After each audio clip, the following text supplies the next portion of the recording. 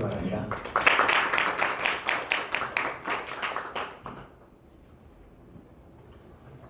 그 뒤에 잘 들리시죠? 마이크를 안 쓸까 하는데 사실 이 발표 주제는 제가 9월달에 원고를 하나 쓴 걸 토대로 만든 발표 자료고요. 사실 한강에 물이 없다는 얘기는 사실은 2010년대 초반부터 나왔던 얘기입니다. 근데 그때 이제 저희 경기도권은 저는 이제 경기연구원에 있습니다. 근데 경기도권 같은 경우는 광역 의존도가 과거에 비해서 한 85% 정도가 광역 의존도를 쓰고 있습니다. 그러니까 대부분 수도권 광역상수도 1단계부터 6단계까지 8단댐 상류에서 공급하고 있는데, 그러다 보니 한강에 가용 수자원 양이 없으면 사실은 이용이 되게 어렵습니다. 그리고 최근 이제 자정률 자체, 그러니까 용수의 이용에 대한 자정률 자체도 되게 이제 저하되는 시점이고요. 근데 작년에 이제 시국의 국가선단이 발표되면서 그게 이제 위기가 터졌습니다. 그 토대로 해서 조금 베이스에서 조금 그러면 향후에 수도권에 대한 경쟁력을 고려할 때 그러면 어떤 부분에 있어서, 그러니까 가장 중요한 부분인 기존 인프라에 있어서 용수라든가 전력에 있어서 어떤 부분을 고민해야 되는지 그 부분을 다뤄봤고, 그래서 제가 이제 주제로 다 삼은 거는 용수 쪽입니다. 그래서 그 부분을 가지고 말씀을 드릴까 합니다. 우리나라를 대부분 말씀하실 때 우리나라가 지금 이만큼 선진국이죠. 경제 10개국에 들어간 선진국인데 이만큼 도약할 수 있었다는 거는 사실 많은 분들이 경부고속도로를 얘기합니다. 근데 저는 이제 물 쪽을 하는 사람이다 보니 저는 팔당댐이라고 얘기를 합니다.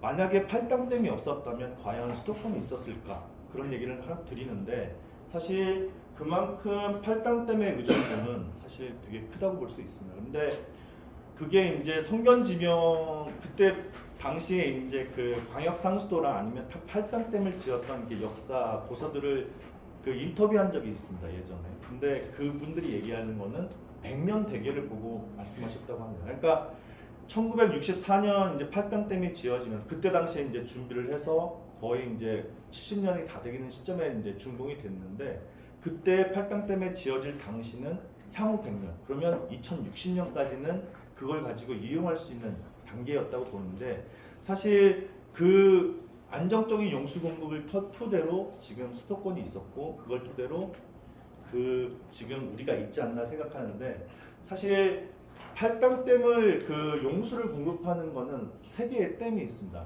뭐 뒷부분에 이제 적어놓긴 했지만 그게 보통 우리가 알고 있는 소양강댐 하나, 그 다음에 충주댐 하나, 횡성댐입니다. 그걸 이제 토대로 해서 일일 공급량 자체를 따진다고 하면 약 1000만 톤 정도 됩니다. 상류댐에서 비화할 수 있는 게. 근데 거기에 이제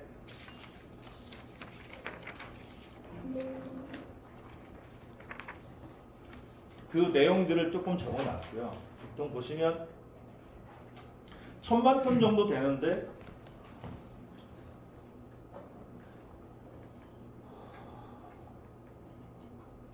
그 1000만 톤 중에서 지금 가용 수자원량이라고 책정되어 있는 게 모두 다 이용하고 있습니다. 그래서 광역상수도 6단계까지 이용할 수 있는 물량은 확정량입니다. 그러니까 사실 광역상수도가 지금 여유량은 갖고 있습니다. 근데 문제는 뭐냐면 각 배분할 수 있는, 지자체마다 배분할 수 있는 양을 따진다고 하면 다 이제 소진이 된 상태고, 실질적으로 이용할 수 있는 양 자체는 한 65만 톤 정도가 있는 상태입니다. 근데 여기에 반도체 클러스터가 딱 들어왔습니다. 1단계 처음에 이제 반도체 클러스터라고 하는 거는 1단계 사업 자체는 처음에 경기도가 추진한 일반 산단으로 추진한 반도체 클러스터가 있습니다. 그때 당시에는 1단계와 2단계로 나눠서 처음에 추진을 했고, 그 다음에 이제 작년에 국가에서 발표한 국가첨단산업단지인데, 그게 이제 합쳐지면서 메가 클러스터가 됩니다.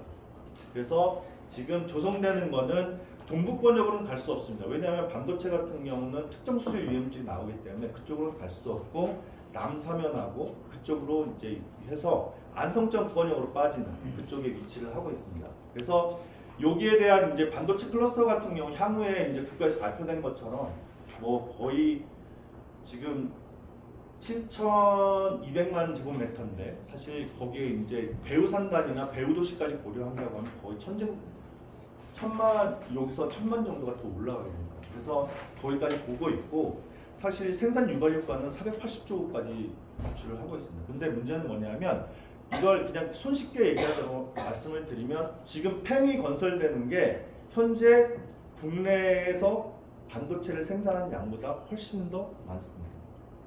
그러다 보니 여기서 공급되는 물량 자체는 실질적으로 지금 현재 공업용수에서 쓰는 물량보다 훨씬 더 높다. 거기에 고려해야 될 게 이게 이제 지금 제가 말씀드리는 거는 그 처음에 저희들이 얘기했던 부분 자체는 뭐냐면 배우 산단이나 배우 도시까지 고려를 한 게 아니고 사실은 SK 하이닉스나 아니면 삼성전자에서 고려한 물량만 고려했을 때 그냥 국가에서 이제 발표된 자료들입니다. 그걸 고려했을 때 약 향후 필요한 게 약 100 지금 필요로 하는 물량 자체는 한 140만 톤에서 150만 톤 정도. 근데 그 정부가 추진하면서 이제 가장 큰 문제점 중에 하나가 뭐냐면 워낙에 이제 반도체는 시기성과 생산성입니다. 즉 시기성은 뭐냐면 앞으로 향후의 먹거리는 저희는 분명히 이제 반도체 산업으로 가는 게 맞습니다. 미래 먹거리를 위해서 가야 할 시기성과 두 번째 하나는 뭐냐면 생산력입니다. TSMC의 반도체 생산량 자체를 따진다고 하면 우리나라 삼성이나 SK 하이닉스가 하는 게 한 30%밖에 안 됩니다. 그렇다고 보면 향후에 그 기업 경쟁력을 고려한다고 하면 생산력을 키워야 됩니다. 그래서 이제 이 부분이 가는 건데 저희가 봤을 때는 이 부분입니다. 제일 중요한 게 지금 1단계는 처음에 제가 말씀드렸던 건 일반 산단에서 추진한 용인 반도체 클러스터는 1단계 사업을 고려했던 게 처음에 나온 게 26만 5천 톤입니다. 그거는 지금 2040 계획에서도 나오고 국가 수도정비 수도 계획이나 아니면 광역 상수도 공급 계획에서도 한강 같은 경우는 이 정도 물량 자체는 지금 현재 이 물량은 남한강에서 취수를 해서 지금 공급하는 그 공급망을 구축해 놓은 상태고요. 그 다음에 이제 2단계는 SK 하이닉스가 2단계로 추진하는 물량 자체를 고려한다고 하면 약 지금 30만 7천 톤이 더 필요해서 거기까지 합쳐지는 상태입니다. 근데 이제 여기에 작년에 발표한 국가산단이 들어오면서 했을 때 한 30년대 초반까지는 77만 2천 톤 정도가 필요로 하는 물량입니다. 그렇게 봤을 때 지금 가용할 수 있는 양 자체는 지금 저희가 쓸 수 있는 물량 자체는 한 65만 톤 정도밖에 없다고 하면 이게 부족량이 발생합니다. 근데 지금 현 상태에서는 지금 경기도권 같은 경우는 지금 서남부권역으로 개발 잠재력이 되게 높습니다. 거기에서도 생활용수뿐만 아니라 공업용수의 물량이 지금 계속적으로 증가하고 있는 시점에서 봤을 때 사실은 여기서 부족량 자체는 이제 고덕산단 물량을 이쪽으로 공급해서 1단계까지는 30년대 초반까지는 공급하는 계획으로 가져가고 있고 문제는 이제 그 다음부터 발생되는 물량입니다.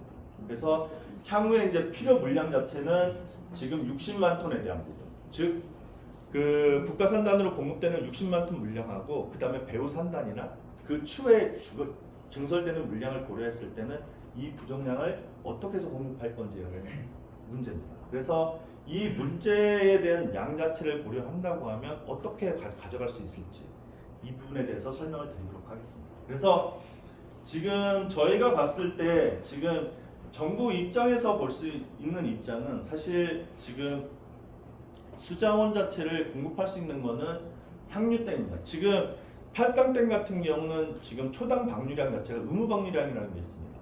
그래서 한강 하류 쪽에 이제 의무 방류량이 있는데 그게 124cm 있습니다. 초당 방류량이. 그렇다고 보면 그 1000만 톤 중에서 거의 이제 1000만 톤 가까이 됩니다. 근데 그 물량 중에서 지금 서울시가 공급하는 물량이 한 400에서 절반 정도 차지합니다. 600만 톤 정도를 그 수자원을 확보하고 있고 그 다음에 거기 하천 유지용수, 그 다음에 농업용수가 대부분을 차지하고 있습니다. 근데 저희가 이제 고민하는 부분 자체는 뭐냐면 최근에도 이제 발표된 내용 같아요. 그 우리나라 수도권 같은 경우는 지작물이라고 아시죠? 지하철이라든가 통신선 뭐 이런 부분 자체가 지작물이 되게 많습니다. 과거에는 사실은 이런 수도 공급관 같은 경우는 도로를 통해서 보통 공급을 하고 있습니다. 근데 문제는 뭐냐면 지금 지하로 갈 땅이 없습니다. 과거에 이제 수도권 광역상수도 여기 K호텔에서 계시는 분이 있을지 모르겠지만 과거에 1단계나 2단계 때 광역상수도를 공급할 때 공급 관로망 자체가 지금 몇천 킬로 됩니다. 근데 그 키로수로 고려한다고 하면 사실 그때 당시에 비용을 따진다고 하면 지금보다 거의 20배에서 30배 증가된 공사비를 들여서 할 수밖에 없는 구조입니다. 그래서 지금 여기서 나타난 것처럼 사실 지금 최근에 이제 국가산단이나 용인 반도체 클러스터가 같이 이제 그 2단계 사업 물량을 공급하는 물량 자체를 고려한다고 했을 때 약 발로 길이가 70km, 그 다음에 가압장이 3곳, 그 다음에 치수장이 1곳 했을 때 비용 자체는 1조 7천억입니다. 과거에는 한 2천억이면 들였던 물량 자체를 가지고 지금 2조 시대가 열린 겁니다.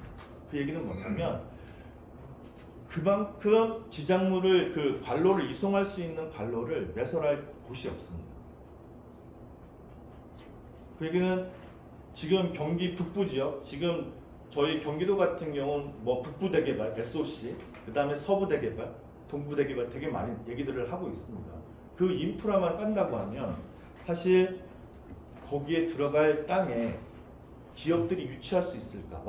왜냐하면 인프라 구축 비용 자체가 워낙에 크기 때문에 그 비용을 가져갈 수 없습니다. 여기는 SK 하이닉스나 삼성이 있기 때문에 가능한 겁니다. 왜냐하면 투자 여력이 있기 때문에.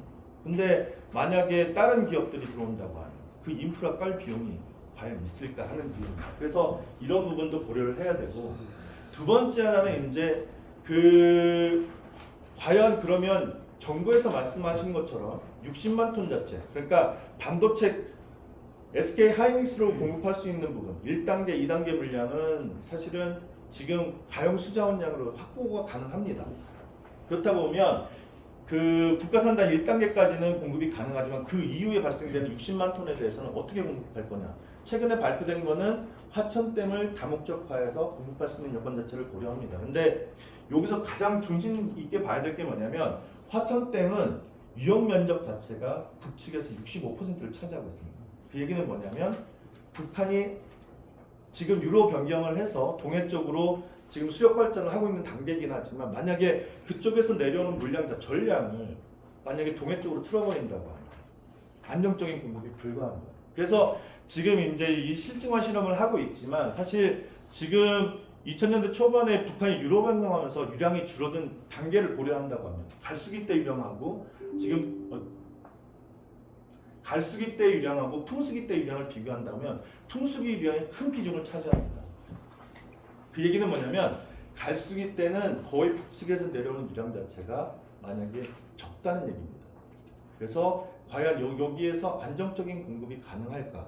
그러면 60만 톤을 공급한다고 하면 사실 거기 반도체 같은 경우는 2021년 대만에서의 사태입니다. TSMC가 국가가 뭐냐면 극강음이 왔을 때 TSMC 같은 경우는 먼저 선 공업용수를 공급했었습니다. 그러니까 농업용수를 공급하는 물량 자체를 공업용수로 공급하면서 국가가 거기에 대한 보조금 지급했어요.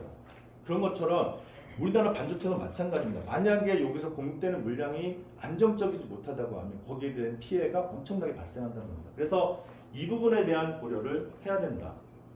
그 다음에 두 번째 하나는 뭐냐면 과거에 이제 극강음에 대한 주기인데 한강권역 같은 경우는 극강음의 주기가 15년에서 20년을 바라봤습니다. 최근에는 그 이제 기상청에서 발표하는 것처럼 극강음의 주기가 10년 단위로 줄고 있고 향후에는 그 빈도수가 점점 더 증가할 거라고 얘기를 합니다. 그래서 그러면 안정적인 공급에 대해서 지금 많은 고민을 해야 될 시기라고 봅니다. 그리고 또 하나는 이제 저희가 이제 고민하는 부분 자체는 뭐냐면 그러면 반도체 클러스터만 문제냐? 아닙니다. 앞서서 말씀드렸던 것처럼 경기도는 개발 전적이 되게 높은 지자체 중에 하나입니다. 그러다 보니까 경기 북부권역이라던가 아니면 서남부권역 같은 경우는 현재도 개발 계획이 많은 발표를 하고 있습니다. 특히 경원축 라인으로 올라가는 의정부 쪽에서 지금 연천 쪽으로 올라가는 부지가 지금 국방 2.0 계획에 따라서 지금 엄청난 부지가 생겨나고 있습니다.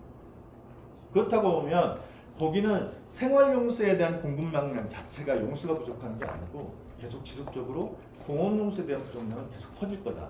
특히 지금 국가 수도 계획에서 2040 계획 자체에서 갖고 있는 부분으로 따진다고 하면 그 공급망 자체에서 봤을 때 실질적으로 부족량은 훨씬 더 커질 전망입니다. 사실은 그 2019년에 그 기준 연도를 삼고 있기 때문에 지금 계획 자체로 따진다고 하면 부족량 자체가 거의 150만 톤까지 차이가 납니다.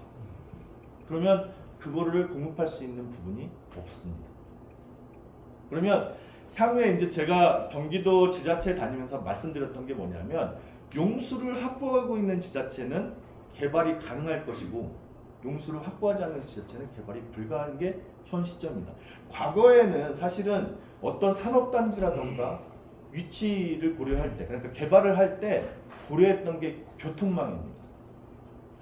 근데 지금은 인프라 시설입니다. 그래서 이 부분을 고민하지 않으면 향후에 수도권 개발은 거의 불가하다고 봅니다. 그래서 저희가 이제 생각했던 거는 딱 이제 기존, 그래서 정부는 지금 이제 기후 대응 댐이라고 해서 수도권에 2개의 댐이 지어질 것 같습니다.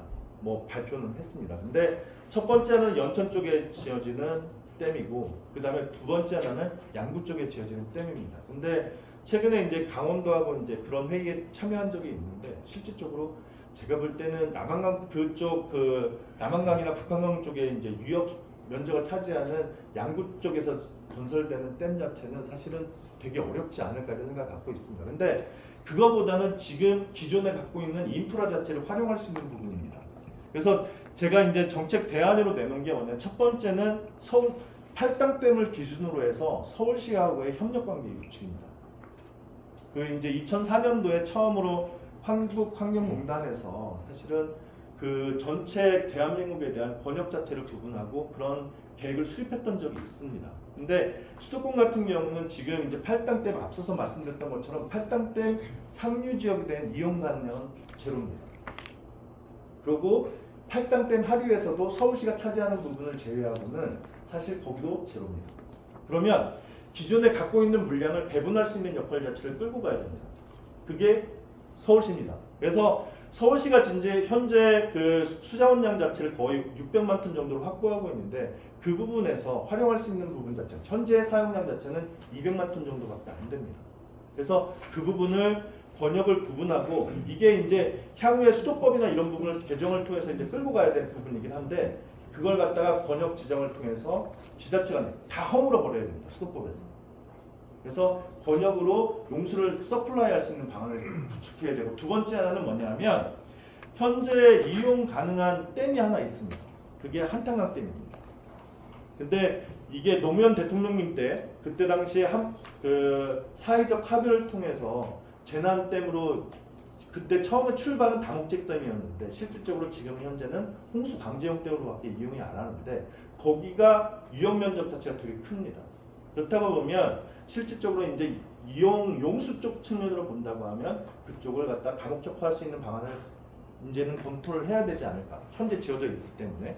두 번째는 경기 남부권에 대한 개발 자체는 지금 이제 농업용 저수지 기능 자체가 조금 떨어지고 있습니다. 그래서 이동저수지 같은 경우는 지금 저수용량 자체 2천만 톤 정도 됩니다. 그래서 만약에 반도체 폐수가 나온다면 재이용할 수 있는 방안을 구축하고 그걸 갖다가 공업용수 전용댐으로 전용했을 때는 충분히 이용 가능하다는 말씀을 드리는 거고요. 두 번째 대안으로. 그 다음에 마지막은 사실은 일반 산단이나 조그맣게 구축되는 6만 제곱미터까지는 일반 산단이 구축되게 되는데 한 용수 자체를 고려한다고 하면 5천 톤에서 10,000톤 미만입니다. 그건 뭐냐면 지자체가 수요 관리 측면에서 가져가게 됐을 때 지금 이제 물순환 기본계획이라던가 이런 부분이 수립될 당시에 자족률을 확보할 수 있는 방안을 구축해야 되는데 그 부분이 가장 중요한 이슈로 대두될 겁니다. 그래서 그 부분으로 가져가면 보다 효과적이지 않을까 하는 생각에서 제가 한번 드려보는 얘기입니다. 이상입니다.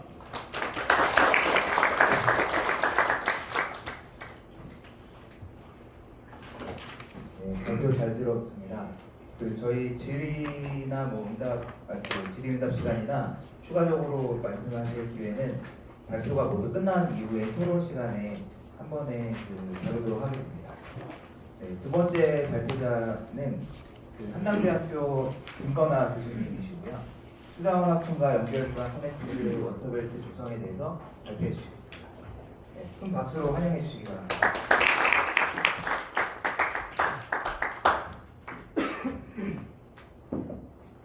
예.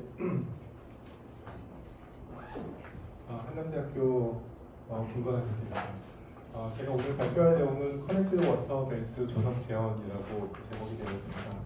이 발표는 그 작년에 이제 상하수학회에서 그 상하수 인프라의 구축 방향, 그 다음에 그 재생가능한 에너지, 그 다음에 그 보건 데이터, 어떻게 구축할 것인가 여러 가지 세미나가 있었는데 그 세미나의 내용을 간략하게 요약한 것입니다. 발표 내용이 대략적으로 1시간 정도 발표를 했었던 내용을 15분 정도 발표하라고 그래가지고 마음이 급한데 중간중간에 내용을 좀 건너뛰면서 말씀을 드리겠습니다. 이 중에서 집중적으로 말씀드리고 싶은 부분은 현재 우리나라의 우리 인프라 이슈에 대해서 간략히 말씀드리고, 특히 해외에서 기후 재난에 대해서 굉장히 적극적으로 대응하고 있는데 이러한 대응 방향이 어떻게 되는지에 대해서 같이 한번 고민해보고, 그렇다면 우리나라 정도의 경제 규모에서 어떻게 접근하는 것이 좋을 것인가에 대해서 한번 얘기해보고자 합니다. 우리나라가 이제 갖고 있는 여러 가지 그 이제 도전 과제라고 되어 있을 때 우리가 잘 알고 있는 것입니다. 뭐 불부족, 수질 오염, 뭐 재난 잘 알고 있는 내용이고, 그 다음에 이러한 인구 절벽과 관련돼서 우리 학회에서는 2년 전부터 사실 이 문제를 굉장히 심각하게 논의했습니다. 2050년 이후에 대한민국은 어떻게 될 것인가, 아무런 뭐 대책이 없는 것을 다 알고 있는 것이고, 특히 아리백과 관련돼서 지금 그 수소 관련해서 이제 수소 에너지로 계속 전환되고 있는 것입니다. 굉장히 중요한 이슈이고, 그 다음에 이제 상하수 인프라가 굉장히 노화되어 있다. 그래서 여기 대해서 대응 안 하고 있는 것도 굉장히 중요한 이슈입니다. 현재 이제 상하수와 관련돼서 여러 차례의 이슈가 계속 제기되고 있어서 이제 완전히 이제 무감해졌습니다. 이제 반도체 산업단지가 조성되어 있고, 여기에 이제 어떻게 될 것인가, 정부의 대책은 댐을 만들겠다라는 것인 것 같습니다. 그런데 여기서 이제 꼭 말씀드리고 싶은 것 어떤 것이냐면은 수도권에 있는 그 취수원이 팔당댐의 의존도가 너무 높다는 것입니다. 팔당댐에 취수원을 사용하고 있고, 그 다음에 팔당댐에서 보면 방사상수도가 이렇게 돼 있고, 그 다음에 추수댐, 그 다음에 해성댐 이렇게 돼 있습니다. 취수량이 대략적으로 35% 정도 되는데 그 대한민국의 생공용수의 25%가 팔당댐에서 취소되고 있습니다. 그런데 지금 우리나라는 이제 휴전 국가인데 제가 이 발표를 여러 차례 하면서 북한이 정말 얌전한 미사일 하나 팔당댐에 떨어지면 우리나라 끝납니다 라고 얘기를 여러 차례 했거든요. 어떻게 되냐면은 팔당댐에 있는 만약에 펌프장이 전원이 끊어진다든가 무슨 이슈가 있게 되면은 삼성전자의 보유 수량이 3일치를 갖고 있다고 그러더라고요. 3일치 정도가 만약에 급수가 안 된다 그러면은 그 공장이 쓰게 되고 공장 섰다가 다시 돌린다고 돌려지는 것이 아닙니다. 그러니까 우리나라의 경제가 모두 다 망가질 수밖에 없는 상태다라고 발표할 때는 어느 분이 뭐라고 하시냐면은, 아니 굉장히 그 미사일 문제가 아니라 만약에 내일 드론이 와서 청산가리 하나를 딱 떨어뜨리고 SNS에 올라가면 우리나라 끝이다 라고 얘기해서 정말 그렇네 이렇게 생각한 적이 있습니다. 그런데 여기서 보면은 그 한강 유역의 용수별 사용 허가가 생활용수가 60%, 농업용수가 30%입니다. 그 다음에 기관별 보면은 농어촌공사가 3분의 1, 수자공사가 3분의 1, 지자체가 4분의 1 정도 갖고 있습니다. 우리가 계속 제기가 되는 것이 어떤 것이냐면은 정말 이 물을 효율적으로 잘 쓰고 있습니까? 아니면 지자체가 갖고 있는 것은 우리가 다 우리 거니까 건들지 마라고 하는 상태에서 정말 물이 부족한 거 아닌가? 환경부에서는 이거를 갖다가 다 다시 한번 매니지하겠다고 하는데 제가 하는 한 절대 안 해놓을 것 같습니다. 그 다음에 지금 조영근 박사님께서 이제 말씀해 주시는 건데 화천댐을 쓴다고 이제 돼 있는데, 화천댐을 쓰는 것을 갖다가 도수로 사용하는 것이 아니라 화천댐에서 유량을 풀어주고 그 다음에 그것을 갖다 지표수를 취소하는데 정말 세명수를 쓸 것인가, 화천댐에서 물을 풀어주고 그 다음에 그 물을 갖다가 소양화댐에서 더 풀어주게 되는 것인가, 이렇게 계획되는 것으로 알고 있습니다. 그 다음에 그 물을 갖다가 뭐 하수제용수를 써서 거기다 허드렛 물로 쓰게 되고 여러 가지 이슈가 있지만 뭐 많은 분들이 알고 계시니까 넘어가겠습니다. 우리나라의 아주 본질적인 문제인데 우리나라의 산업단지가 무지막지하게 많습니다. 여기는 이제 우리나라 산업단지, 농공단지를 갖다 보여주고 있는 것인데 수도권이 굉장히 많고 또 낙동강 유역이 굉장히 많습니다. 그 다음에 이번에 국가 첨단 산탄단지 또 이번에 됐고 첨단 소부장 특화단지 엄청나게 많습니다. 근데 이슈가 어떤 것이냐면은 대부분 하천, 그 고가 하천을 끼고 있기 때문에 상류에서 오염물질을 갖다가 쓰고 방류를 하면은 하류에서 그걸 취소하게 됩니다.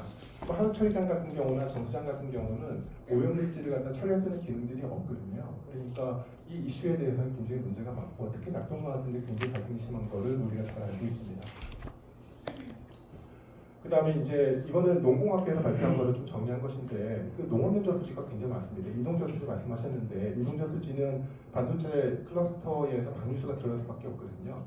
이동 그 반도체 단지에서 쓸 수 있는 폐수에 지금 우리가 잘 알지 못하고 환경부에서 디텍터를 안 하고 있는 미량 물질들이 무지가 많습니다. 그게 이동 저수지 들어가면 이동 저수지는 어차피 농업용으로 쓰지 못합니다. 근데 이거를 갖다가 쓰겠다 그러면 아마 그 농기반구가 난리 날 거예요. 그러니까 지금 농업용수를 갖다가 어떻게 쓸 것인가, 농업용수를 갖다가 우리가 관리 못하는 가운데 우리나라의 물을 논한다는 것 자체가 말이 안 됩니다. 그래서 지금 여기서 보여드린 건 뭐냐면은 우리나라의 쌀을 갖다 이제 더 이상 잘 먹지 않거든요. 농업용수가 많이 남는데 농업용수 같은 경우에서는 정말 그 등급이 뭐 어떤 거는 뭐 5등급도 되고 그래서 농업용 시설을 현대화시켜야 된다. 그다음에 그 깨끗하고 풍부한 농업용수로 써야지 된다. 그렇죠. 그다음에 농업용 저수지의 이수 기능과 치수 기능을 갖다가 강화시킬 필요가 있다. 너무나 당연한 것인데 이거는 제가 생각할 때는 기관 간의 이해입니다. 농기반공사와 케어워터와 지자체 간의 자기의 그 기관의 설립 목적에 대해 유배되기 때문에 아주 막 적극 투쟁하는 상태입니다.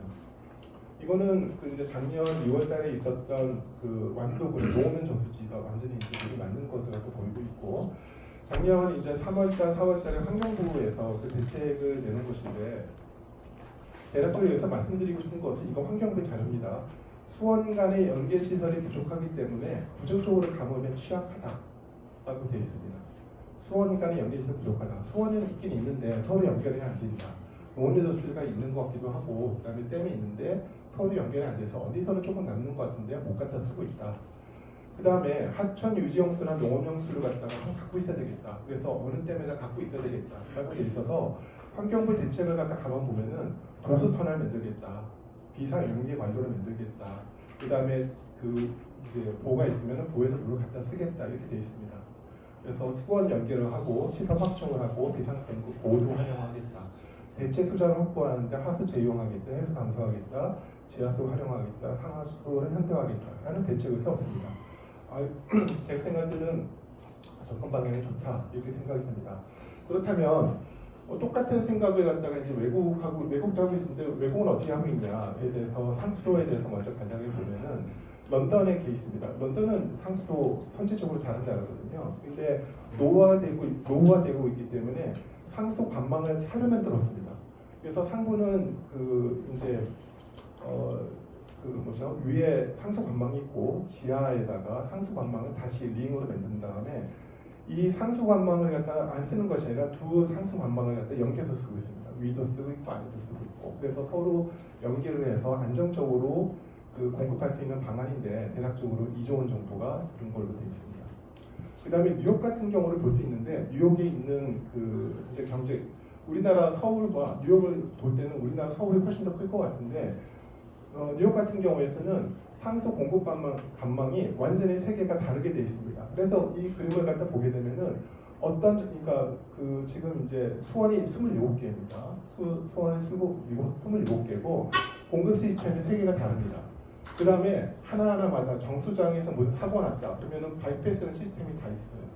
그러니까 무슨 일이 나더라도 물은 다 공급되고 특이하게 본 것은 뭐냐면은 이 시스템 중에서 나중에 배수 시스템들이 첫 번째 배수 터널이 3개가 있는데 첫 번째 시스템 망가졌을 때, 두 번째 시스템 망가졌을 때, 동시에 망가졌을 때를 다 가정해서 배수 체계를 세우고 있다는 것은 아주 이상 깊은 것 같습니다.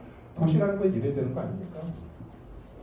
그 다음에 싱가포르의 케이스를 갖다 보면 우리가 이제 싱가포르이 아주 선제적으로 되고 있는데 싱가포르는 원래 그 상수원이 17개입니다. 그 다음에 말레이시아에서 물을 가지고 있었어요. 이제 두 가지 물을 쓰고 있다가 말레이시아에서 싱가포르 잘 살고 있는데 우리 물을 비싸게 팔아야 되겠어. 그러니까 안 되겠다. 그래가지고 하수 재이용을 하기 시작합니다. 해수 감소하고 하고 있어서 현재 이 이제 자기들의 수원과 그다음 말레이시아의 그물 수입한 것도 다 하던 나라가 하수 제이용과 하수 담수화가 현재 60%입니다.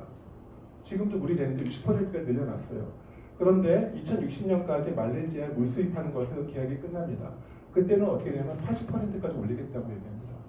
이게 제대로 된 거 아닌가. 그래서 지금 기후 재난이 아무리 비가 한 방울 오지 않더라도 싱가포르에 있는 공장들은 돌 수 있는 상태를 여기서 준비하고 있다.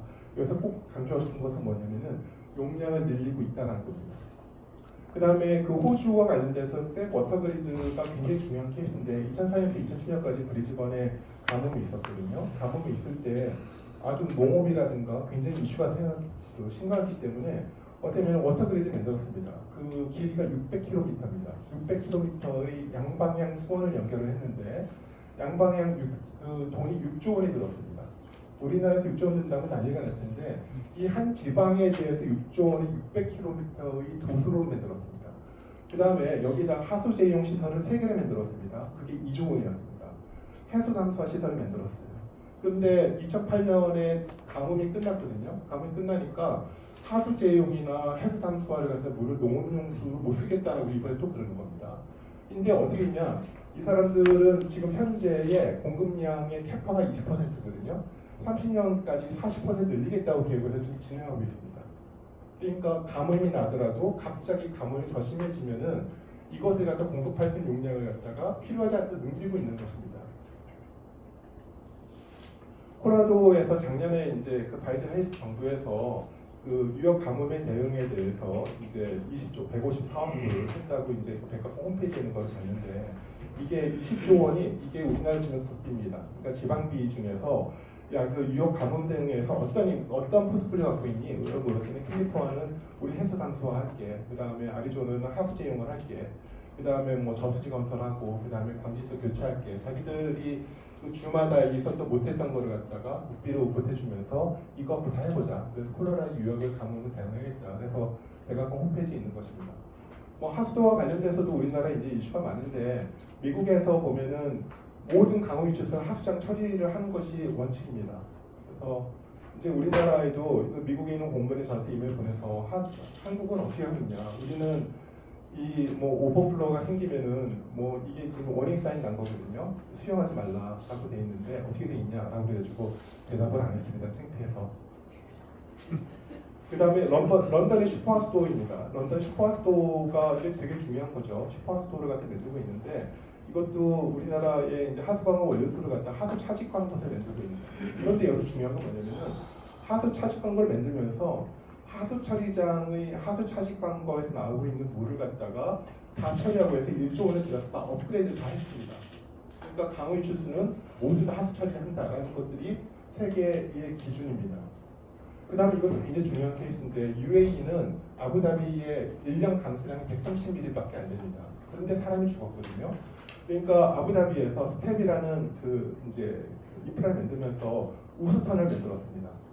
우수터널을 만들면서 여기서 중요한 게 뭐냐면 하수 처리장의 능력을 갖다가 2배로 늘렸습니다. 300만 톤이에요 하루에.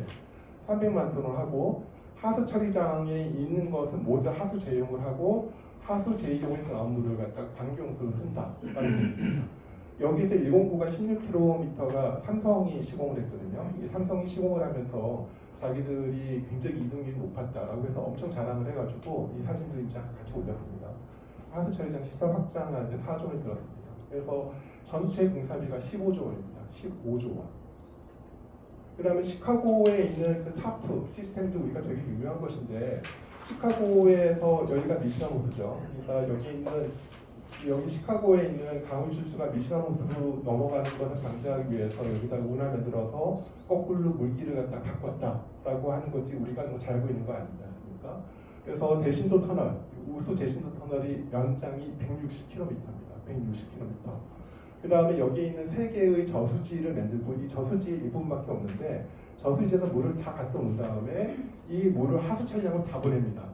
다 보내고 하수처리장에 있는 물을 갖다가 다 재이용하고 재이용하는 물을 갖다가 다시 보내는 터널 길이가 35km고 그 다음에 나머지 물을 갖다 미시피강으로 보내는 것이 그래서 지금 시카고에 있지만은 이게 뭐 시애틀도 그렇고 지금 뭐 미러키도 그렇고 미국에 있는 모든 도시를 이렇게 하겠다는 게 EPA 기준입니다. 축구전에 있었던 그 스텝도 미국이 설계됐거든요. 기본 설계. 그러니까 전 세계에 있는 모든 나라들이 이 기준을 쫓아가고 있다. 우리나라 물산업이 외국에 나가려면 이 시스템을 갖다가 우리나라 적용을 하고 준수하지 못하면 우리나라 못 나간다는 것을 얘기하고 싶습니다. 그래서 여기서 이제 외국을 갖다 봤더니 수원 간의 양방향 연결을 한다. 그다음에 하수 단수와 하수 제이용 대체 수자원은 대폭 확보하고 있다. 도시 홍수에는 저기 후에 하수 처리하고 하수 제이용한다. 하수 제이용수는 공업용수, 관용수를 사용한다. 그 다음에 기존에 있는 댐이나 모에 있는 담수 물 인프라를 갖다 적극적으로 활용한다. 라는 것들이 다른 나라 인프라에서 갖고 있는 동사점이다라고 이렇게 생각을 했습니다. 그래서 우리나라가 이제 앞으로 2050년 인구 절벽을 맞는 2050년에는 어떤 방향으로 나가야 될 것인가에 대해서 이게 설명이 된다면 좀 넘어가고 싶습니다. 그 다음에 뭐 수소 에너지가 어떻게 될 것이냐, 수소 에너지와 우리나라 상하수 인프라가 어떻게 통합될 것인가에 대해서 뭐 설명할 부분이 많은데 이것도 그다음에 이제 워터와 파워를 어떻게 섹터 커플링할 것인가.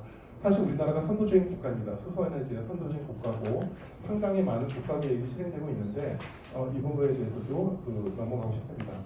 근데 이제 커넥티드 워터벨트라는 것은 무엇이냐? 지금 이제 공업단지라든가 산단이나 지방이 이제 살기 위해서는 정말 중요한 게 물이고 그다음에 제 생각은 에너지가 없으면 안 된다는 걸 너무 잘 알고 있는 것이고 그다음에 물이라는 것들이 하수 제용이라는 것을 떼고는 할 수가 없다. 더구나 정말 중요한 것은 뭐냐면 보건 데이터를 얼마큼 확보할 것인가에 대해서도 그 의사들하고도 굉장히 많은 세미나가 있었습니다. 근데 이제 우리나라가 여기는 이제 이제 보이고 있는 것이죠. 팔당댐이 있고 그 다음에 여기 청평댐, 남한강이 있게 되는데 지금 여기서 보게 되면은 지금 화천댐은 15톤밖에 안 됩니다. 근데 여기서 보면 남한강의 수원이 수질이 너무 안 좋거든요. 팔당원은 한강의 83% 하류에 위치하고 있습니다. 팔당원 상류에는 굉장히 많은 오염이 있거든요. 그래서 인구가 220만, 그다음에 소가 돼지가 84만 정도가 있고 그 산단이 50개가 있습니다. 그래서 팔당원 상수원은 3급수고 그다음에 남한강이 너무나 오염돼 있다는 것이 현재 상태입니다. 그래서 그냥 이런 인프라를 보게 됐을 때 가장 논리적으로 생각했던 건 뭐냐면 팔당댐 취소는 청평댐에 이전하는 것이 좋겠다. 왜냐하면 20년도에 청평댐의 수량이 98억 톤이거든요. 그래서 수도권 수요량이 대략적으로 3.4배 정도가 됩니다. 대신 청평댐 같은 경우는 수량이 많이 움직이고 있기 때문에 이 부분에 대해서 보완하는 대책이 필요한데 근데 청평호 같은 경우는 1급수고 그 다음에 청평댐까지는 20km밖에 되지 않습니다. 도수로 연결한다. 호주 같은 데는 우리나라 경제규모 비슷한 600km를 연결하고 있지 않습니까? 그러니까 20km 정도를 도수를 연결하고 활동호수는 공업용수나 농업용수를 사용을 하되 활동호에는 개발 금지는 해제를 시켜서 진짜 위령용수로 써야 되겠다라는 것이 제안하는 것입니다. 자 그렇다면 논리적으로 했을 때 중요한 건 뭐냐면은 한강 수도권 우리나라 경제 다 문제는 수도권을 어떻게 하는 게 좋겠냐라는 것은 수원지를 팔당댐에서 청평댐에 이전을 하고 그 다음에 여기 있는 댐을 갖다가 서로 연결하기 중요하다. 그 다음에 소양강 댐이라든가 충축댐, 화천댐 그 다음에 경기 북부 같은 경우는 청평댐에서 취소를 하고 그 다음에 경기 남부 같은 경우에서는 충축댐에서 물을 가져오는 게 좋겠다. 왜냐하면 여기도 강해상수원이 한강을 향해 가고 있거든요. 공업단지가 여기 다 몰려있기 때문에 그래서 두 가지를 갖다 연결을 해서 이 공급의 안정화를 표현하는 것이 너무나 논리적이다. 돈의 문제가 아니라 이 다른 나라가 기후재난에 대응하고 있는 것을 보면 너무나 당연한 것들, 우리나라 경제 규모에서 너무나 당연한 것이다. 하수제 이용을 안 하는 거에 대해서 정말 궁금합니다. 왜냐하면 중랑톤이 하루에 160만 톤, 서남이 173만 톤, 팔천이 90만 톤, 난지가 86만 톤, 총 500만 톤입니다. 이게 18억 톤이면 화천댐의 2배입니다. 하수제 이용, 다른 나라들은 하수제 이용을 해가지고 먹는 물로 공급을 하고 싱가포르 같은 경우는 병인물로 해가지고 살을 마시고 있는데 왜 이 좋은 물을 갖다 놓고서 공용수로 쓰지 않는 것인가. 그 다음에 굉장히 중요한 것이 너무나 당연한 것이 비상용수로 공급 목적인 대신도 저수지를 갖다 구축하는 게 너무 당연하다. 그래서 비상이 생겼을 때 서울에서도 정말로 이제 대비가 안 돼 있으니까 전쟁 나거나 만약에 팔당댐이 무너져거나 뭐가 문제가 됐을 때 지하수를 써야 되겠다고 해가지고 우물물 체크하고 있는데 말도 안 되는 거다. 그래서 이러한 물들을 갖다가 대신도 저수지 구축을 하는데 예를 들어서 이번에도 철도를 지화하지 않습니까? 거기서 나오는 지하수를 갖다가 어떻게 구축한다든가 너무나 당연하다. 그래서 한강 유역에 상수원 네트워크를 구축하는 것도 중요하다. 그 다음에 또 제안드리는 것이 대배수로, 낙동강의 대배수로. 그래서 공업단지에서 나오고 있는 폐수들만 여기다가 대배수로에다가 시설을 하고, 대배수로를 통해서 나오는 물을 갖다가 워터베이스를 통과하고 있을 때 다시 취수로 해서 거기서 다시 취수하고 난 다음에 그것을 갖다 하수 제용을 하는 것이 실제로 보면 아리백과 일치합니다. 왜냐하면 그렇게 됐을 때 아리백 포인트가 올라가서 바투체들은 그 아리백 포인트가 되게 중요하거든요. 그게 너무나 당연하다. 그래서 이런 시스템이 안 돼 있기 때문에 지금 대구 같은 사태가 벌어지는 것입니다. 대구 같은 경우 맑음을 하회한다는 것이 사실 지방 이기주의 중에 물갈등의 물갈등이지 않습니까? 모든 지자체가 지금 그러겠다고 하고 있습니다. 그래서 워터벨트 이제 낙동강뿐만 아니라 모든 그 이제 유형마다 워터벨트 조성하는 것도 필요하다. 그래서 워터벨트라는 것들이 거점 지역을 갖다 설정을 하고 거기다가 물과 하수제 이용, 그다음에 수소 에너지. 수소 에너지가 왜 거점 지역이 필요한지에 대해서도 설명은 이제 좀 넘어가고 싶습니다. 근데 수소 에너지가 모이는 곳을 하수제 이용하기가 되게 쉽거든요. 벌써 기술적 발전 단계가 많이 올라와 있습니다. 그래서 공유수는 대배수로 취소하고 하수 재이용 생산한 다음에 공유수를 공급을 한다. 그래서 수지오염이나 수지사고나 수량 부족이 됐을 때는 지방시 워터벨트 저유지를 활용한다. 이것은 호주 사례도 그렇습니다. 왜냐하면은 하수 재이용한 물들을 갖다가 지금 모두 다 저수지에다 모으고 있거든요. 저수지에 모은 다음에 그 물을 갖다가 다시 취수해서 공급하는 시스템을 만들고 있습니다. 지금은 안 그래도 되지만 정말로 문제가 생길 때는 그렇게 하는 시스템을 만들고 있다. 거기 가서 논리적이다라고 말씀드렸습니다. 그래서 다른 나라의 재난 대응을 갖다가 봤을 때 대규모의 물인파를 확대를 하고 있다. 그래서 저는 반대라는 것이 뭐냐면 자연기반 해법도 물론 중요하지만 정말로 믿을 수 있는 것은 인프라, 구조적인 인프라가 있은 다음에 구조적인 인프라와 겹쳐서 자연기반 해법이 되는 것이지 우리나라 경제 규모를 갖고 있는 나라에서 자연을 기대했다가 어떤 문제가 있다. 그 수원 연결, 하수 재이용에 대해서 확실하게 알아야 된다. 그 다음에 탄소 중립과 관련돼서 굉장히 중요한 것인데 그 시대에서 물 인프라가 무엇이냐라고 하면은 우리나라 도로 연장이 굉장히 길지 않습니까? 우리나라 도로 연장보다도 사실 정말 중요한 건 물이다. 국가 성장의 핵심 기반이다. 물이 없는 상태에서 지방의 성장은 있을 수가 없다. 그래서 지역 발전의 필수 조건이라는 것은 풍부하고 재생 가능한 에너지, 그다음에 에너지가 먼저입니다. 그다음에 풍부하고 깨끗한 물, 둘 중에 하나만 없더라도 어렵다. 이거는 이제 부산 사례를 보면 알게 되는데 부산은 원자력 에너지가 있는데 물이 없어서 발전 안 된다고 엄청 그러시더라고요. 그래서 미래 산업이 들어갈 수가 있다. 반도체 단지나 바이오나 이것이 없는 상태에서는 어렵다라는 것입니다. 그래서 여기서 말씀드리고 싶은 것은 기후변화 재난 대비해서 국제 수준의 물 인프라, 다른 나라에서 어떤 물 인프라의 설계의 관점을 갖고 있느냐에 대해서는 다시 한번 생각을 해봐야 된다. 뭐냐면은 대체 수자원을 이용해 수자원 활성화하고 있다. 그 다음에 도시 침수를 갖다 방어하기 위해서 구조적인 방제를 한다. 환경법을 준수하면서 적정 처리 후에 방류를 한다. 환경법을 준수한다는 것입니다.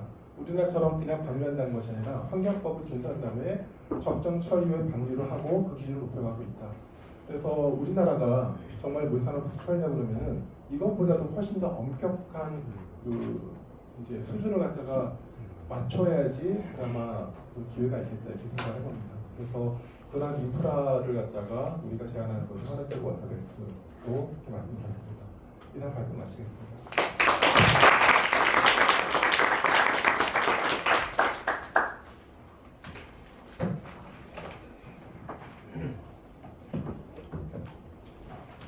저희가 시간을 좀 많이 들였으면 더 좋았을 텐데.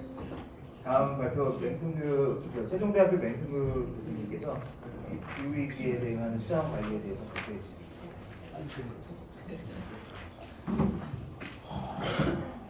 제가 오늘 아직까지 발표자를 준비했습니다. 그래서 아마 보시는 자료하고는 조금 다른데 그렇다고 너무 상이한 내용이 있는 건 아니고요.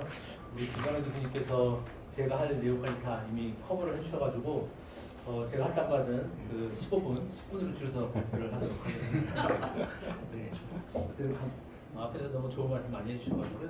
저는 일단 기온 상승 현황인데요. 이 그래프도 그냥 넘어가도록 하겠습니다. 왜냐하면 단위 올여름 다 체감하시지 않으셨습니까? 올여름이 얼마나 더웠던지. 그래서 아마 올 여름이 내년 여름보다는 조금 더 시원한 여름이지 않을까라는 얘기들을 많이 하는 그런 근거적인 데이터고요. 그럼 과연 우리가 역대 가장 더운 여름을 매해 이렇게 느끼고 있는데 뭐 계속 기록이라고 하는데요.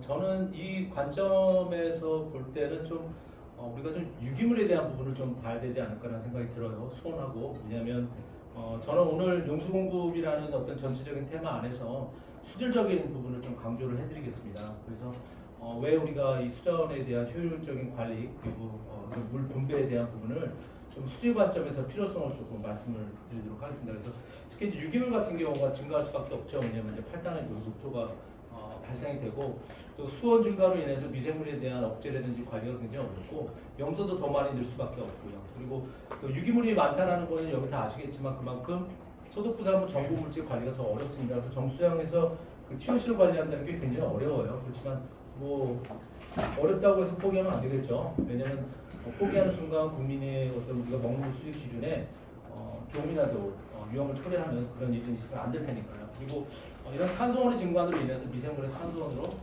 관망의 세균 증식이 될 수 있다. 비록 우리가 염소를 사용하고 있지만 그리고 기존에 저희가 쓰고 있는 과반산칼륨 소비량이라는 부분들도 너무 부정확한 측정을 아직까지도 우리 먹는 물 수질 기준에 또 KC 인증 물과 접촉하는 이런 제품에 대한 기준을 아직까지도 너무 오래된 방법으로 지금 유기물을 정량화하고 있다는 부분들을 또 같이 좀 개정이 됐으면 합니다. 아마 매해 뭐 여름 되면 시민단체 분들께서 말씀하시는 녹조로 덮여 낙동강 그리고 조리독소 이런 얘기 많이 말씀하세요.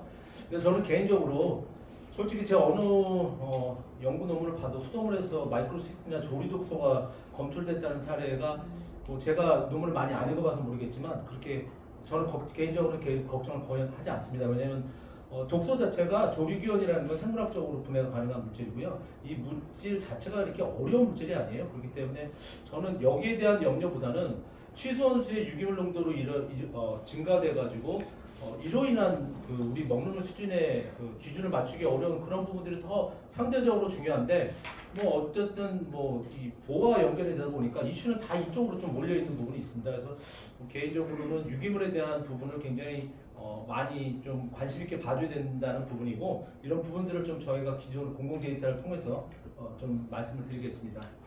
위에 보이시는 공정이 고도정수 처리 시설입니다. 뭐 우리가 생활용수를 받는 거고요. 그리고 아래가 이제 너무 복잡하죠. 첨단산업공업용수에서 이건 초수수 생산 공정입니다. 위 아래를 뭐 비교하자는 그런 얘기는 아니지만 미량 오염 물질 같은 경우 특히 이제 뭐 이런 유해성에 대한 부분은 우리가 아직 모르지만 과연 우리가 공업용수의 어떤 그 수자원을 공급을 할 때 우리가 과연 얼마만큼의 청정 수자원을 공급을 해야 되는지에 대한 부분들도 한번 검토를 해봐야 될 것 같아요. 왜냐하면 어차피 수자원이 좋아야 수자원의 질이 좋아야지 그만큼 우리가 수돗물의 질이 좋아질 수밖에 없거든요.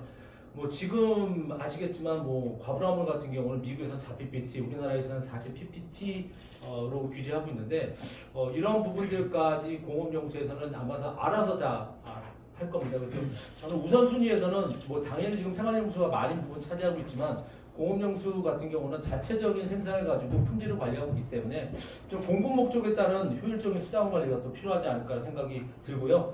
또 이런 배분을 통해서 수산물 생산의 어떤 처리 비용도 절감이 될 수 있고 이로 인해서 고품질의 원수를 확보할 수 있지 않을까라는 생각을 합니다. 기후위기 시대에 아마 오늘 우리 책자에도 봤지만 안정적인 물 공급이지만 저는 오른쪽에는 안전한 물 공급 과연 우리가 이걸 가지고 저울질할 수 없을 것 같아요. 왜냐하면 두 개 다 필요한 부분이죠. 그래서 안정적인 물 공급은 아까서도 우리 김광희 교수님께서 말씀하신 발표 내용 중에서도 보면 재이용, 또 해수 담수와 또 지하수 이용에 대한 좋은 대안이 있어요. 안전한 먹는 물의 공급에 대한 부분들도 굉장히 중요하겠죠. 이건 바로 질의 문제입니다. 그럼 과연 우리가 이런 안전한 먹는 물에 차이가 있다면 저는 차별이라는 말을 쓰고 싶지 않아요. 왜냐하면 저희가 뭐 의도적으로 차별하지는 않지 않습니까? 그렇지만 만약에 질적인 차이가 있다고 하면 여러분들은 어떻겠냐라는 좀 느낌을 좀 듣고 싶어서 냈습니다.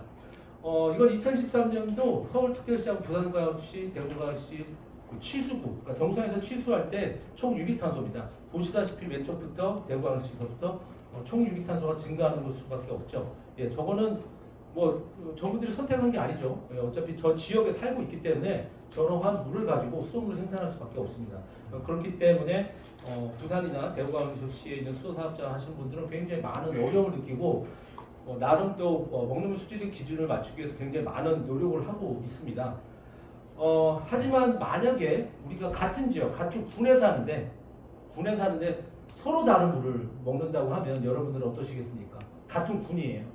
그래서 만약에 왼쪽에 사는 지역, 서쪽에 사는 지역, 동쪽에 사는 지역이 실질적으로 2015년도, 2020년도까지 월별 평균 Y축은 뭐 제가 좀 TH의 데이터가 좀 많아요. 그래서 하나를 썼습니다. 그냥 뭐 여러 가지 수질 인지 기준 중에 물론 기준치가 넘는 수준은 아닙니다. 그래서 그거는 고려해 주셔서 보면 될 것 같은데요.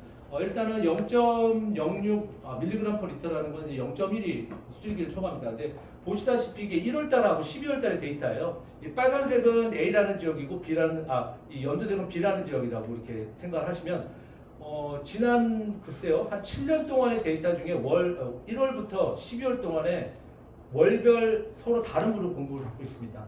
근데 불행히도 그 같은 군이에요. 같은 군 안에서도 이렇게 서로 다른 물을 먹고 있습니다. 저는 이 데이터를 봤을 때 우리 바로 김건환 교수님께서 아까 말씀해주셨던 그 워터벨트 커넥티드 워터벨트라는 걸 보고 이런 작은 지역 안에서도 이런 다른 수질을 측정을 갖고 있는데 좀 그런 큰 그림을 보여주셔가지고 이런 거를 좀 해결하는데 조금 좀 탄력을 좀 받았으면 좋겠습니다. 이건 같은 군이고요. 이건 같은 광역시에 상수원이 다르기 때문에 이 빨간색 지역에 계신 분들은 THM 농도가 한 0.04 그리고 또 이 초록색 지역에 사시는 분들은 이런 분들을 이 농도가 다른 THM 농도를 받고 있는데 뭐 기준치 안에서 어떠냐라고 말씀하시겠죠. 그렇지만 평생이에요.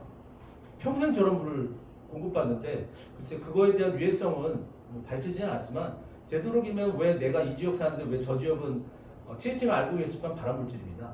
예, 저런 것들을 왜 불평등하게 같은 수도분을 내고 있는데 그런 거고요. 그래서 그런 부분들은 좀 공공 데이터, 개방 포털에 이런 데이터들이 이미 다 잘 되어 있습니다. 그래서 좀 이런 것들을 보시고 우리 김건환 교수님께서 말씀하셨던 커넥티드 워터벨트에 대한 이런 데에 대한 필요성을 좀 공공 데이터를 보시고 조금 지역 균형 발전, 그 발전이라는 게 뭐 산업 발전만 얘기하는 게 아니라 우리 시민들의 수도물의 어떤 질적인 그런 발전도 있어야 되지 않을까라는 좀 생각이 들어요. 이거는 뭐 제가 위화감을 조성하려고 얘기하는 건 절대 아니고요. 이거는 이제 environmental health perspective라고 굉장히 뭐랄까 유해성 관련된 부분이 관한 그 저명한 저널인데 이게 뭐냐면 이제 2022년도에 그 EU 연합 국가에서 THM 농도와 방광암 유형 간의 그 연관성을 평가한 논문이에요. 그래서 PF라는 거는 Population Affecting Factor라고 해가지고 이게 4.9%라는 얘기는 2005년부터 2013년도 데이터를 통해서 봤더니 방광암 걸렸던 사람들의 4.9%가 THM 농도에 영향을 받아서 걸렸대요. 굉장히 적은 숫자라고 볼 수는 있죠. 근데 불행히도 그 4.9%라는 거는 어느 나라에서는 존재하지 않고 어느 나라에 존재하고 있다는 얘기죠. 그래서 뭐 예를 들어 스페인이라든지 포르투갈 그리고 독일, 벨기움, 룩셈부르크, 덴마크 이런 데는 다 옅은 색입니다. 그래서 이거는 뭐 역학조사를 한 거라 뭐 그렇게 믿을 만한 정보긴 한데 우리가 알고 있는데 예방할 수 있는 걸 예방하는 건 너무나 당연하다고 저는 생각을 하고 있거든요. 그래서 저희가 이거로 인해서 한 6,000명의 환자를 방광암에 예방할 수 있고요. 거기에 들어가는 편입 분석을 하다 보면 충분히 아까 투자에 대한 부분들도 저희가 강구하고 있는 게 맑은 물을 수돗물을 공급을 해서 시민들의 받는 어떤 질병이라든지 이런 것들을 편익 계산을 안 해요. 예를 들어 건강보험이라든지 이런 지원 비용 이런 것들이 굉장히 상당 부분 절감할 수 있거든요. 그런 조건을 이용하는 게 미국입니다. 미국이 이제 과부라물에 어마어마한 돈을 투자하고 있는데 그 사람들이 바보니까 편익 계산해가지고 환자 발생률하고 이런 것들 따져서 충분한 이런 몇 조의 예산을 매년 투자해서 계산하겠다는 겁니다. 그래서 마지막으로 2장 나왔습니다. 그래서 제가 그 수자원의 다변화의 지역간 네트워크는 제가 그냥 공공 데이터를 2개 사례를 보여드렸고요. 그래서 수자원의 다변화를 통한 상수원의 수질 개선이 필요하고요. 도서 지역 같은 경우는 저는 제가 멤브레인을 그렇게 잘 아는 일단 선호하는 사람은 아니지만 해수담사에 대한 부분, 또 지하수라든지 또 특히 강변 여가수 그리고 또 공업용수 같은 경우는 하수지용수하고 만약에 산업 자체가 제2용수에 대해서 불안감이 좀 이렇게 좀 불편한 감이 있다고 하면 뭐 이게 블렌딩하는 방법도 있죠. 지표서 좀 섞어서 드리면 이게 하수 제2용수인지 지표수인지 뭐 약간 반반 아니겠습니까? 그래서 그런 부분들도 있고요. 지역 간의 먹는물 네트워크 아까 김구랑 교수님 말씀하셨던 커넥티드 월트 벨트 이런 것들도 좀 가는 지역을 좀 모색해서 봤으면 좋겠고요. 이런 지역 같은 경우는 지난 수십 년간 같은 도시에서 그 차별화된 수돗물을 공급받는 이런 지역들 불평등한 구조를 개선이 좀 필요할 것 같고요. 아마도 이제 이런 그래서 저는 이제 먹는물 네트워크를 구축을 해야 된다고 얘기했습니다. 그래서 이런 부분들이 아마 어떤 부분들은 또 유역 생태계 보호를 위해서 유역 간의 어떤 물을 이동하는 게 좀 위험하지 않겠느냐는 말씀이 드리는데 그런 건 아까도 말씀드렸듯이 엄청 도수가 있기 때문에 파이프 공급 방안도 한번 같이 검토해 볼 수 있는 겁니다. 그래서 한마디로 또 이렇게 또 정리하면 한강 유역 상수원 같은 경우는 올 지금 테마가 수도권이다 보니까요. 그래서 양질의 수정을 확보를 하는데 과부하물들 기존의 정수공장에서 제거하기 힘든 물질을 지속적으로 증가하는 추세인데 아마 이런 것들의 유해성은 아직 모르지만 아마도 더 제거하기 힘든 구조가 나올 겁니다. 그래서 이런 것들을 다 우리가 공업용수까지 지금 울트라 숄체인이라고 하죠. PFAS. 이건 뭐 유해성도 아직 모르는 건데 뭐 독성 확실히 작습니다. 그래서 강화되는 수질기들 만족하기 위해서는 그 지역 수요자 맞춤형의 용수 공급 방안이 검토가 좀 필요하지 않을까라는 생각이 들고 있고요. 네, 뭐 아까 우리 김건환 교수님 말씀하셨던 그 도서관의 사진을 제가 좀 가져왔습니다. 그래서 보시다시피 뉴욕의 아쿠아덕하고 LA 아쿠아덕인데요. 뭐 이 연장 길이가 어마어마하더라고요. 저도 보니까 뭐 델러웨어 아쿠아덕 170km에 뭐 200만 톤 1회 공급. 그다음에 아까도 말씀하셨듯이 저희는 팔당 그 호에 굉장히 의존하잖아요. 여기도 이온화가 돼 있습니다. 그래서 하나가 셧다운이 되면 하나가 다시 옆에서 옆으로 공급할 수 있는 140km의 또 캐스킬. 그래서 둘이 뭐 1일 한 416만 톤. 저는 이 거리만 봐도 제가 놀랐어요. 이게 서울 대전을 거의 도서관으로 깐 건데. 예. 근데 그런 투자에 대한 그 어떤 배경이라든지 이런 것들이 당연히 있겠죠. 그리고 LA 같은 경우도 375km 도서관. 여기는 이제 제가 도서 터널입니다. 뉴욕은 도서 터널이고요. 여기는 LA 같은 경우 도서관. 이렇게 해서 상당히 많은 양을 오랜 긴 도서관을 통해서 공부를 하고 있다는 거. 그러니까 뭐 가능하다는 거죠. 그래서 저도 어떤 불평등한 수원에 따라서 우리가 공급받고 있는 수돗물을 공급받고 있는 그런 시민분들한테는 뭐 이런 도서관을 연결을 통해서 하는 방안도 수생태계를 좀 보호하면서 유역 간의 어떤 물에 대한 그런 부분들도 조금 줄일 수 있지 않을까 생각합니다. 마지막입니다. 네, 그래서 취선 다변화를 통한 저는 경제적 편익도 같이 좀 가봐야 된다고 생각합니다. 왜냐하면 뭐 환경보호만 먹고 살기 힘든 환경보호만 된다고 또 되는 건 아닌 것 같고요. 당연히 그에 따른 지속 가능한 개발 그래서 그거로 대한 어떤 상호 보완적인 관계가 있어야지 그게 저는 가능하다고 보겠고요. 앞으로 기후위기가 심화됨에 따라서 어떤 수질 악화가 예상되는 시점에서는 새로운 취수원을 안전하고 좀 청정 수자원의 필요성 그래서 효율적인 수질, 질적인 좀 수자원 관리가 좀 필요하지 않을까 좀 생각을 하고 있고요. 그리고 제가 좀 이거는 앞으로 좀 계속 좀 한번 같이 해봤으면 좋겠습니다. 뭐냐면 관심을 가져줬으면 좋겠습니다. 취수 지역에 따라서 수돗물 수질 차이에 달라요. 그래서 이런 객관적인 조사를 통해서 시민분들한테 이런 수원에 대한 중요성 그리고 이런 부분들 특히 이제 뭐 상수원보호구역에 대한 부분들이 굉장히 중요합니다. 근데 일부 시민분들께서는 그 보호구역에 대한 장점에 대한 부분들을 실질적으로 자기네들이 어떤 수돗물을 공급받는지 모르는 상태에서 보호구역이라면 규제라고 생각하시고 그 규제로 인해서 나의 어떤 재산이나 자산에 대한 피해만 부각되고 여론에만 나오고 있는데 상당 부분 그런 것들도 좀 필요한 부분은 있습니다. 지역적 특성을 고려해서 수자원 질적 관리, 아까 우리 조영구 박사님 지역적 특성 말씀하셔가지고 저도 질적으로 좀 얘기를 해봤습니다. 그리고 지리적 특성을 고려해서 수전의 다변화 그리고 지역 간의 먹는물 이런 네트워크를 좀 구축할 필요가 있지 않을까 생각합니다. 네, 감사합니다.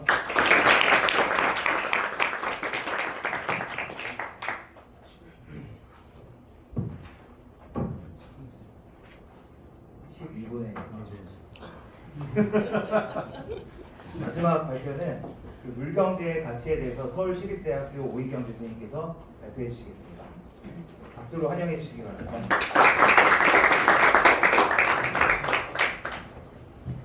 반갑습니다. 반갑습니다. 많은 분들이 뒤에 서 계시던데 관심이 많은 주제고 또 굉장히 의미 있는 굉장히 소중한 얘기들을 많이 나눠주신 것 같습니다. 저는 마지막 주제로서 물의 다이버시티입니다. 근데 앞서서 혹시 이런 토론 주제들이 서로 공유가 되었는지 제가 수소 얘기를 좀 많이 하고 싶었는데 혹시 김관호 교수님과 저가 좀 소통이 된 건지 그런가요?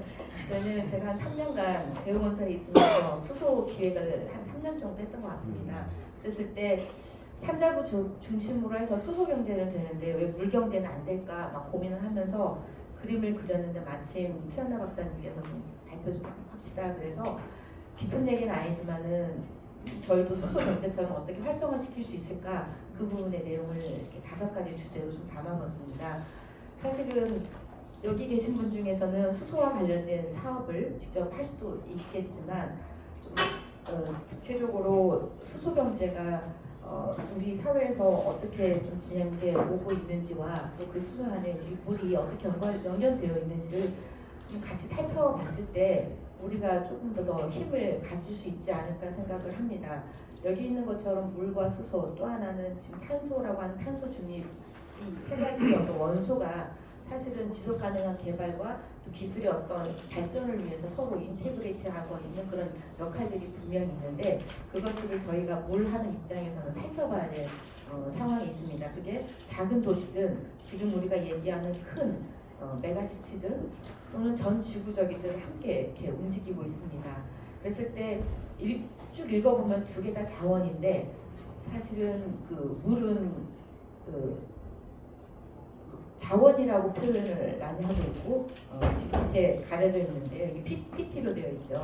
그러다 보니까 물, 수소 여기에 지금 수소는 에너지 캐리어로 되어 있습니다. 똑같은 자원인데 그러다 보니까 사람들은 궁극적으로 국가가 가는 정책이 있어서 물이 항상 동반됨에도 불구하고 수소 경제에 따른 또 산업과 기술 투자와 R&D는 계속 확장이 되고 그거를 위한 좀 벨트를 만들고 하는데 물은 그냥 거기서 돕고 있는 역할만 하고 있는 거더라고요. 그래서 수소 경제 이야기를 잠깐 살펴보면은 수소는 사실 만들어지는 단계와 또 만들어진 수소를 이송해서 또 다양한 곳에서 사용한다라고 하는 어떤 정확한 생태계를 그려놓고 있습니다. 수소를 만들어내는 과정에서도 잘 아시겠지만 어떤 방법으로 친환경적으로 만드냐에 따라서 그 값어치를 구현하고 있고 만드는 것은 사실은 쉽습니다. 근데 그 만든 수소를 필요한 이송이라든지 원료 재료라든지 쭉 가가지고 이런 모든 단계에 수소가 쓰이는데 그곳까지 수소를 어떻게 이송하느냐가 가장 큰 관건이고 거기에서 돈이 가장 많이 들어가는 부분이기 때문에 이분들은 사실 그 비용까지도 다 고려해서 전체적으로 그리드를 그리고 그 안에서 발생할 수 있는 돈과 운영 관리비와 또 유지 관리, 안전 이것들 한꺼번에 검토를 하고 있기 때문에 지금 앞서서 검토했던 것처럼 도수관을 깔든 도수로를 깔든 물 자원 물그릇이 만들어져 있으면 그거를 필요한 곳까지 어떻게 보내야 되는지를 저희도 같이 이제 고민을 해야 되는 시점이 된 거라고 보면 되겠습니다. 수소의 색깔입니다. 그래서 저는 이 주제를 통해서 여러분도 같이 우리 물에 대한 색깔을 만들어야 될 필요가 있다고 생각을 합니다. 저희가 가지고 있는 물은 블루워터와 그레이워터밖에 없거든요. 그러니까 빗물을 이용한 그레이워터예요. 근데 그거를 바꿔야 될 것 같아요. 왜냐면은 수소 같은 경우는 원래 여러분들이 늘 이렇게 봤던 것 중에 수소를 생산하는 게 대부분이 다 이제 카본 베이스, 즉 석탄이라든지 갈탄이라든지 조금 더 발전돼서 천연가스를 이용하면 그게 블랙 그레이예요. 그러니까 이거는 그 가공되는 단계와 어떤 원료를 쓰느냐에 따라서 이름을 붙이고 있는데 이게 결국은 탄소 중립에 기여를 하느냐 안 하느냐 돈에 관계없이 그거에 이제 생산 단가에 상관없이 그렇게 이름을 붙이고 있고 그 다음에 이제 지금 화석 원료와 천연가스가 고갈되고 있기 때문에 원료를 메탄 천연가스에서 이제 신재생 에너지를 쓰냐 원자력을 쓰느냐 요거에 따라서 가공하는 단계에서 어떤 에너지를 쓰느냐 따라서 이렇게 블루, 터키, 그린, 핑크 그다음에 지금 화이트 수소까지 나와 있습니다. 그래서 우리도 이런 개념으로 물에 칼라를 입히고 그 칼라에 대한 정확한 값어치, 즉 경제적 가치와 사회적인 가치를 부여를 해서 그거를 이용하는 개인이든 정부든 산업이든 저희가 이제 깐깐하게 그거에 대한 응당한 그 비용을 받아야 되는 거라고 생각을 하고 그거를 저희 이제 뭘 하는 기술자뿐만 아니라 정부에서도 이거를 법안에 제대로 마련을 해야 될 거라고 생각을 합니다. 그래서 보시면은 이게 이제 기존의 수소가 가장 많이 생산해내는 부생수소는 지금 빠져 있지만 사실은 이 부분이 석탄을 탄소를 많이 배출하는 구조이고 점점점 탄소 배출에는 영향을 덜 미치면서 이런 단계까지 가겠다라고 하는 게 수소 경제의 일환이고 이 안에는 아까 김경아 교수님께서 말씀하신 것처럼 물이 상당히 관련돼 있습니다. 이 앞단에서는 석탄이나 천연가스나 이런 것들을 많이 사용하고 이 단계에서는 석탄과 천연가스를 사용을 하더라도 나오는 CO2를 어떻게 포집하느냐에 따라서 이제 포집을 하는 기술을 얹히면 이렇게 블루로 가다가 요 이제 원료도 떨어지기 때문에 원자력이나 태양이나 이런 재생에너지를 써서 수소를 생산하게 되는데 그 안에 그 원료가 바로 물이기 때문에 저희가 이거를 바라봐야 된다는 것입니다. 그래서 아까 말씀드렸던 것처럼 수소 경제를 기반으로 수소 밸류체인을 만들면 이거에 따라서 발생되는 모든 위험 요소를 사전에 다 이분들이 요 세계에서는 분석을 하고 있고요. 무엇보다도 만드는 건 쉽습니다. 저희가 지금 수처리 기술을 다 만들어내듯이 만든 건 쉽고 물그릇을 만드는 건 쉬운데 그거를 어떻게 필요한 곳까지 이송하느냐라고 하는 이런 트랜스포테이션 요거에 대한 게 여기서도 마찬가지로 집중적으로 고민이 되고 있기 때문에 저희도 생산보다는 이송 과정에서 의품 비용이 발생하니까 다각적 접근 방식을 고려를 해야 되는 이걸 지금 저희 힘을 모아야 된다고 생각을 하고 있습니다. 물과 에너지 커플레이션이다. 제가 김건아 교수님을 지금 계속 따라가고 있는 모양인데요. 도시 입장에서 볼 때는 굉장히 소비가 큰 상태입니다. 그러니까 중소기업과 대기업이라고 친다고 하면 대기업이라고 치면 좋을 것 같아요. 사실 저는 기존에 있는 대도시를 막 개선을 해서 사람들이 더 살게 하는 것보다 그냥 새로운 도시를 연중해서 개발하는 게 더 좋겠다 그런 생각을 항상 하거든요. 이게 안전한 그 지자체와 그 중앙정부 또는 대도시와의 균형 발전을 위해서 그래야 이제 젊은 청년들도 사는데 어떻든지 간에 그래도 대도시에 모인 인구들 잘 살 수 있도록 만들어야 되는데 일단 구조가 소비성이 있는 이런 재원들이 뭐 재료며 음식이며 에너지며 물이며 모든 케미컬들이 도시의 인풋 데이터로 들어가서 이게 다 배출되는 쓰레기, 온실가스 이렇게 배출이 되게 됩니다. 그래서 이런 구조를 어떻든지 간에 순환경제 구조 안에서 들어가는데 이 안에는 항상 에너지와 물이 같이 들어가니까 저희가 수처리만 볼 게 아니고 에너지와 물이 어떻게 같이 돌아가고 있는지를 좀 봐야 된다라고 하는 거를 말씀을 드리고 싶고요. 그랬을 때 에너지를 위한 물이 있고요. 그 다음에 물을 위한 에너지가 있습니다. 그래서 물을 위한 에너지, 즉 물을 생산하고 보내고 하는 단계에서 쓰는 에너지가 지금까지는 저희는 주로 한국전력에 나오는 뭐 전력, 이 정도 중심으로 되어 있는데 공급하든 생산하든 이런 모든 단계에서 이제 에너지원이 부족할 수도 있기 때문에 신재생 에너지, 뭐 수소 에너지까지 쓸 수 있기 때문에 그거에 입각해서 비용은 많이 드나 물을 생산하고 이송하는데 비용은 많이 드나 친환경적으로 이게 값어치가 있으면 그거에 대한 편입 분석을 제대로 해줘야 되는 그런 시점이 됐다라고 생각을 합니다. 이게 이제 그거에 대한 이제 커플링인데요. 실질적으로 에너지를 생산하는 단계에서 이게 지금 그 카본 베이스의 에너지 생산인데 이 밑에가 이제 신재생 쪽으로 가는 부분이거든요. 근데 에너지 그리드는 실질적으로 생산을 하는 단계에서 거의 뭐 60%가 다 날아가요 공중으로. 근데 물 같은 경우는 사실은 어떻든지 간에 요 들어온 것들이 눈에 보이는 형태로 지표수라든지 바다든지 아니면 이제 소비자한테 들어가는 구조이거든요. 이것도 보면은 프레시 워터가 대부분 에너지 쪽으로 갔다가 이렇게 배출되는 이런 구조가 되어 있습니다. 여기서 회수할 것들 이제 우리가 또 에너지 쪽에서 늘 가져오는 요 전력에서 또 다른 신재생 에너지를 가져와야 되는 것들. 그다음에 우리 물이 요 에너지 생산을 위해서 들어가야 되는 그런 부분들이 있는데 그런 부분들이 어떻게 되는지를 고민을 해서 나가야 되는 거라고 생각을 하고 있습니다.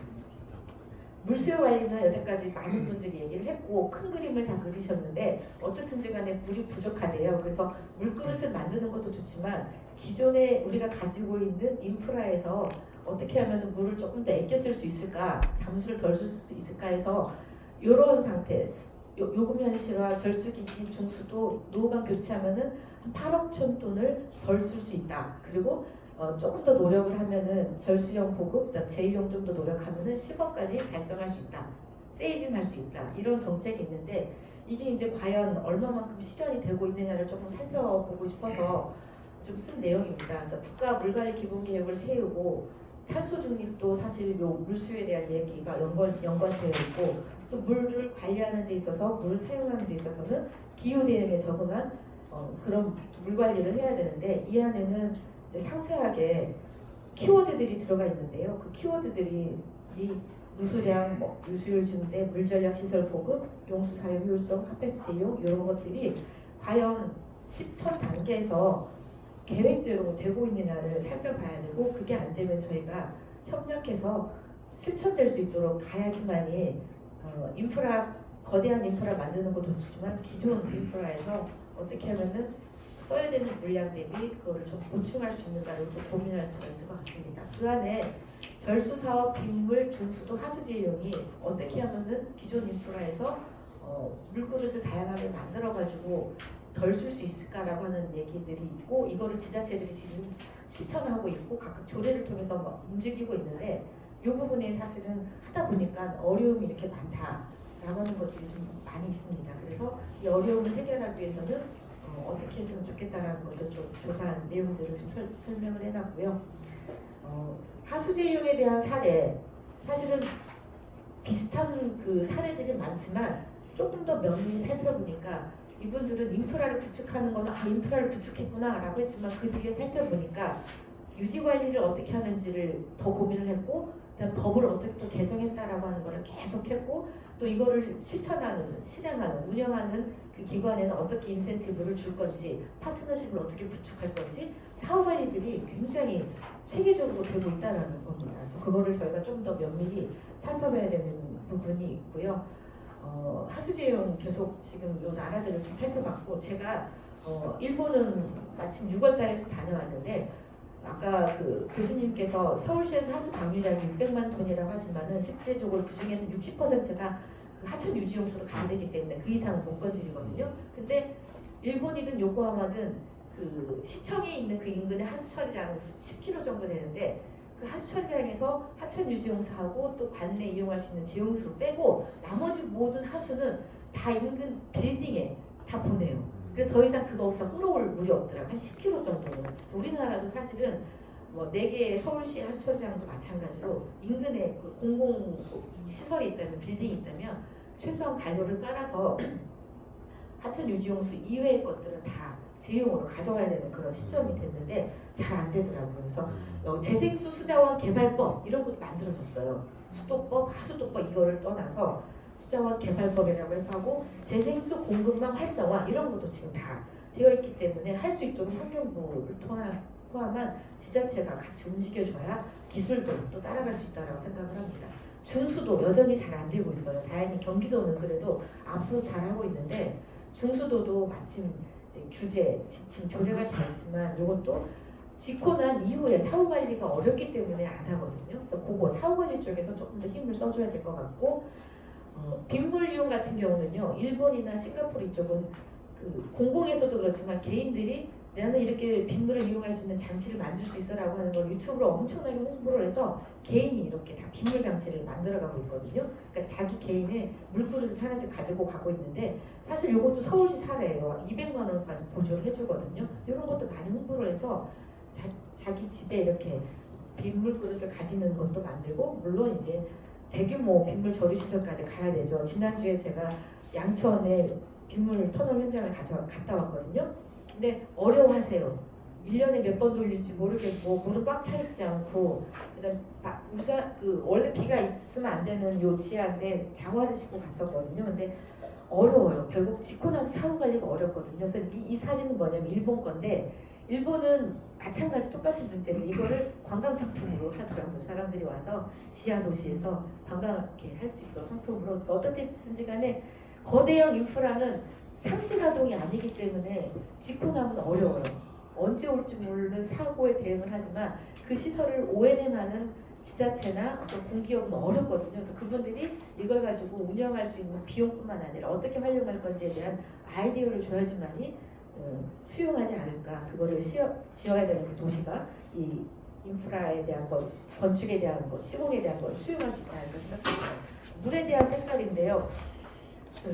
그레이 워터가 원래는 빗물이고 이제 블루 워터는 그냥 깨끗한 물 정도 되는 것 같은데 이것도 사실은 처리 과정을 에너지를 얼마만큼 많이 쓰고 또 신재생을 썼느냐 안 썼느냐, 케미컬을 많이 이용했느냐, 카본 중립에 기여를 하느냐, 그다음에 소스가 우리가 보통 지하수나 지표수, 빗물, 시워터 정도가 되지만 프로세스드 워터냐 아니면 내가 버린 내 폐수냐, 하수처리장 방류수 이런 거에 따라서 수소처럼 칼라를 다시 입히면 어찌 보면은 요 그레이 워터가 정수장 물이 될 수도 있고요. 그러거든요.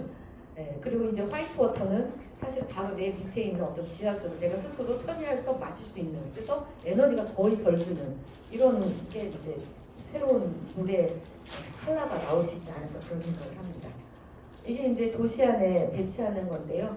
해본 그림입니다. 이렇게 해서 다양한 이렇게 물의 컬러를 도시에 입혀서 시민들도 이제는 충분히 받아들일 준비가 되어 있거든요. 수준이 높아서. 그래서 자꾸 물값을 못 올리네 뭐 이런저런 얘기를 하는데 이걸 정치적으로 이걸 자꾸 이용하기보다는 물이라고 하는 것은 사실은 모든 산업 구조와 또 에너지 구조에서 서포팅을 하고 있는 거기 때문에 물의 근간이 흔들리면 아무것도 안 된다라고 하는 거를 잘 해서 도시의 이런 다양한 물의 컬러가 입힌 물들을 도시에 적정하게 분배해서 비상시에도 다 대응할 수 있는 그런 지속 가능한 도시를 만들어야 되겠다라고 하는 걸로 마지막으로 발표를 마치도록 하겠습니다. 네.